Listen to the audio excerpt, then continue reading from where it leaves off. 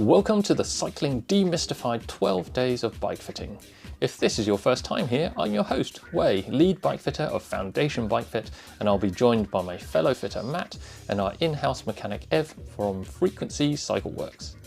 2024 has been an amazing year for the podcast, and as we near the end of the year, we wanted to create a little something extra to say thanks to all of you for listening, for your feedback and for all of your support. So what we've done is asked bike fitters from around the world and friends of the podcast to contribute an actionable bike fit tip to help you find even more comfort, efficiency and performance in 2025.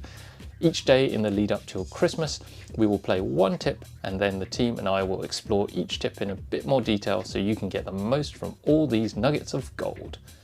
Welcome to day 9 with Romain from Get a Bike Fit and his bike fitting tip. Hi everyone, I am Romain, a bike fitter from getabikefit.com based in Sweden. My advice for the 12 bike fit tips for Christmas is about handlebars, and more precisely, handlebar width. A wrong handlebar width can cause many issues, but the main one being an increased tension around the neck and the shoulders. So to find the best width, get someone to measure your shoulders between the two acromion. They are the bony parts on top of the shoulders. The trick here is to take the measure on the bike while pedaling, not while standing, as the two measures can be different. And actually try it. Measure on the bike and off the bike and compare the value. Did you find the same width? There are other elements that would impact the measurements and the ideal bar width, such as an excessive reach or elbow rotation, but it's likely to give you a good indication of what your optimal handlebar width would be. So thanks to the team at Cycling Demystified and Foundation Fit for inviting me to share tips on the podcast, and I wish everyone all the best for this holiday season. Okay, what if you've broken your collarbone so badly you don't actually have that bony protrusion anymore? Get an oyster card. How's that going to help my broken collarbone? Yeah, it is still relevant though. So again, whenever we are measuring from certain landmarks and so on, it's never a prescription. It's a starting point. It's a starting point. Yeah. And that gives you an idea for what may be important to you. So if you've broken a collarbone, then already that's a really important observation that you've made, that maybe there is an adjustment to be made on one side, potentially. That explains why I always put my hoods on slightly different positions. Yeah. Not because you wonky eyesight. Nah, nothing to do with my eyesight. What if you've done both elbows as well? Help me out. Just don't ride bikes, maybe. Told you, get an oyster card. But yeah, you know, we don't need our bikes set up symmetrically if there are, you know, certain parts of our bodies which are asymmetric and retain a certain posture in a different way. Mm-hmm. But yeah, thinking about our bar width and how they relate to the rest of our bodies is really important. And actually, again, as with a lot of bike fit adjustments, there's never one handlebar width which is the right handlebar width. You know, think about the different bikes that you ride. If you ride a mountain bike, you're riding 800mm wide handlebars. At least. Yeah. What tree? And if you're riding a crit, then you're riding 38s, and both may be comfortable positions, but they're very different disciplines.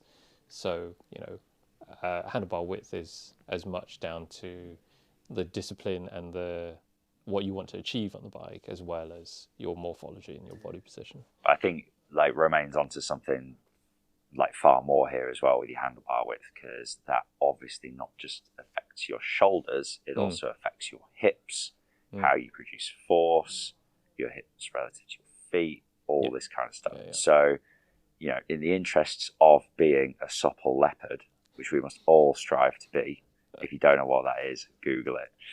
It's a fantastic book. Kelly Starrett, the man knows. But handlebar width can have a massive effect on how your hips behave, because your shoulders and how internally or externally rotated your shoulders are plays a part in how internally or externally rotated your hips are in a given position. So interestingly, and sometimes I've seen this a lot, like anecdotally, kind of in bike fits and in sessions, that you're kind of going through the process and we're sort of chugging away and you know, positions starting to take shape. You change the handlebar width, and everything just gets unlocked. Yeah. And it's like, what just happened? Yeah. And it's all to do with that relationship between the shoulders and the hips. So yeah, I think Romain's onto something pretty big, in that handlebar width can not just have an effect on how your bike handles, how aero you are or are not, but also how you produce force on the bike and how you produce stability on the bike as well. And I think the main takeaway is to see if you can experiment with it, because there will be different priorities for different situations. So yeah, there's a big obsession with aero and getting narrow and rotating bars in and all this kind of stuff. And even with gravel bars, which are also flared, which Not anymore. tip. Well, we know the good. That's all The changing. good handlebars are flared, but the hoods are not flared. So the first generation of gravel handlebars would tip the hood or rotate the hoods inwards, as well as kind of the Dump flare. the hoods inwards. They won't be. Yeah. And this kind of puts your shoulder into a really unstable position, i.e. internally rotated. And some riders can get away with it, some riders cannot. So you really need to have a think about, what are you trying to achieve with your bike, and is your handlebar width helping you to achieve that? This is another fighting against fashion subject as well, a little bit, isn't it?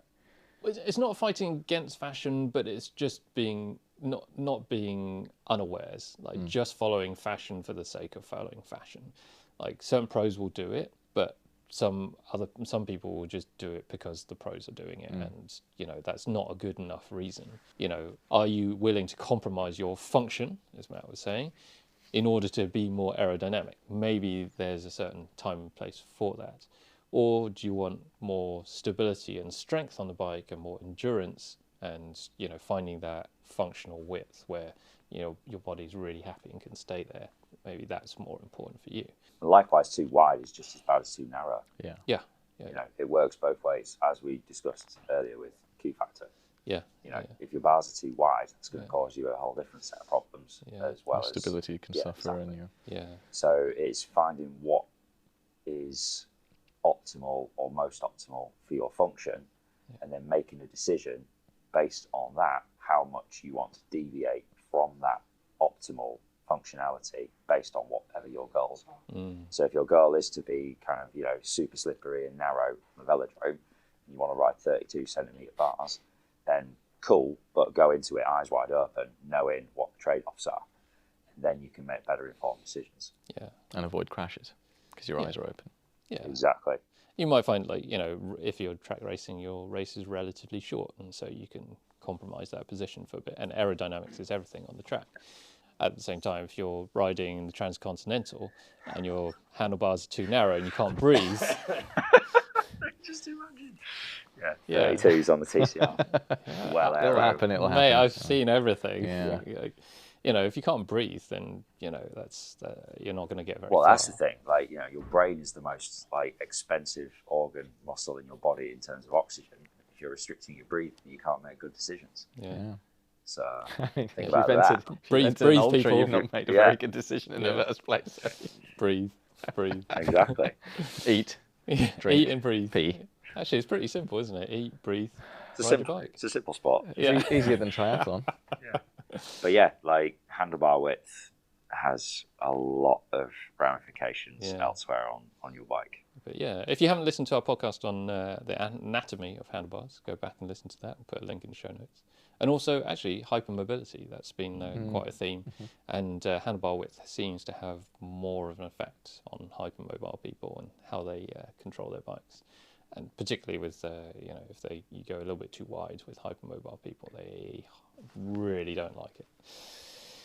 So yeah. And if you want to experiment on different handlebars, you might want to think about having a bike without internal roots. Yes. Oh my goodness. Yeah. Oh, you had to bring one. it up. That's a big one. Sorry. You That's a big had one. to bring it up. Merry Christmas, everybody. Yeah.